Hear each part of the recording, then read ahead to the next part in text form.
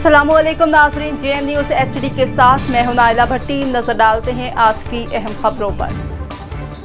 खबर शामिल करते हैं टोबा टेक सिंह से। साबिक वफाकी वज़ीर मुमलिकत Chaudhry Asadurrehman, deputy commissioner Toba Tek Singh, Adnan Irshad, Makhdoomzada, Syed Israr Shah, अलमरूफ चंद साई, असिस्टेंट कमिश्नर पीर महल नदीम बलोच ने गेंद को हिट लगाकर Aleem Raza astroturf hockey stadium Pir Mahal का इफ्तिताह कर दिया। इस टोटर्फ पीर महल के हॉकी स्टेडियम में पाकिस्तान ग्रीन और पाकिस्तान वाइट के दरमियान इफ्तिताही मैच खेला गया।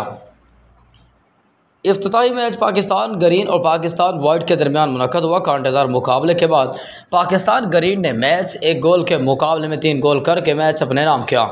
जीतने वाली टीम को ट्रॉफ़ी और 1 लाख रुपए नगद इनाम दिया गया। रनर अप टीम को ट्रॉफ़ी और 50,000 रुपये नगद इनाम दिया गया।